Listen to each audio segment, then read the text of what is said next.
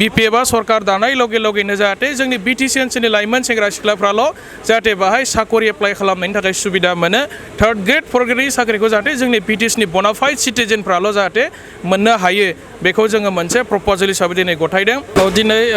90 CWC sitting जादोंमोन बरमानि खारवा बे प्लेग्राउन्डआवहाय आरो बेयाव जोङो इउथ BPF हिसाबै माखासे प्रप'जेल जोङो सेन्ट्रेल कमिटिनो जोङो गथायदों आरो बेफोर जाबाय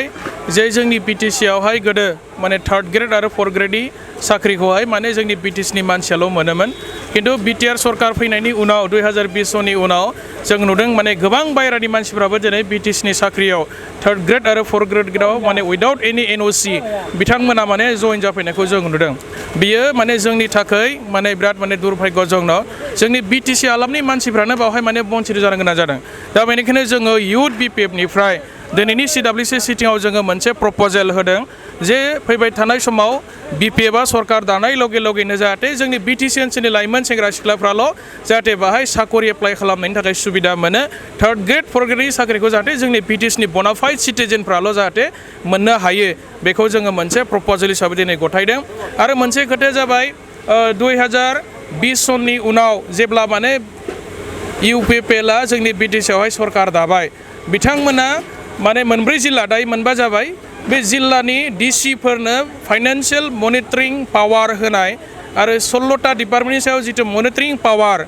एन्ड सुपारभिजन होननाय मोनसे वार्ड बायदों बिथांमोना माने इनडाइरेक्टलि 16टा डिपार्टमेन्टखौ ट्रान्सफार खालामनायखौ बुजायदों। दा बेनि सायाव 6 सिडुल एरियायाव DC फोरा माने बेबायदि मनिटरिं खालामनो हानायनि माने पावार गैया जों बेखौ मोनथिगौ। दा बेनिखायनो जेब्ला BPFआ सरकाराव फैफिनो बे 16टा डिपार्टमेन्टखौ माने BTC सरकारा जाहाथे माने आरोबाव जोङो रिटार्न खालामनानै रिज्यूम खालामनानै लाफिननो हायो बेनि थाखाय जोङो दिनैनि CWC सिटिंआव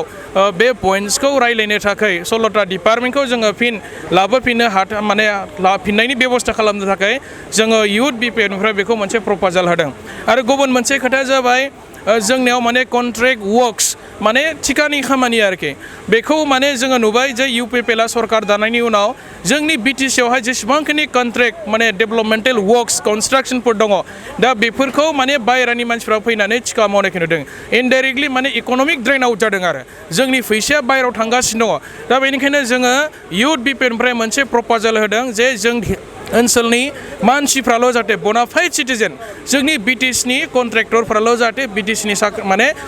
बे माने कन्ट्रेक्टनि खामानिखौ जाहाथे मोननो हायो बायरानि मानसिफ्रा जाहाथे बेखौ माने मोननो हाया जोङो बेनि थाखाय फैबाय थानाय समाव BPFआ सरकार दानाय लगे लगेनो जोङो बेखौ मोनसे गोदोनि बायदि जोङो मोनसे नियमखौ लाबोफिननांगौ होननानै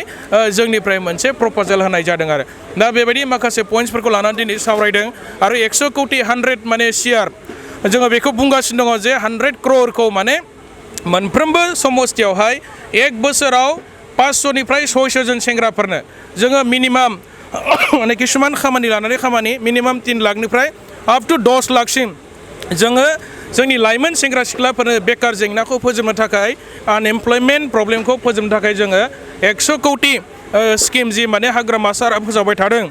जोङो बेखौ मिनिमाम माने 500 निफ्राय 600 जन जोंनि लाइमोन सेंग्रा सिख्लाफोरनो मोननो थाखाय जे इजि प्रसेस बानायनांगौ खुनु माने हार्ड एन्ड फास्ट माने गोरा रुल्स बानायनाय जानाय नङा गोरलैयैनो जाहाथे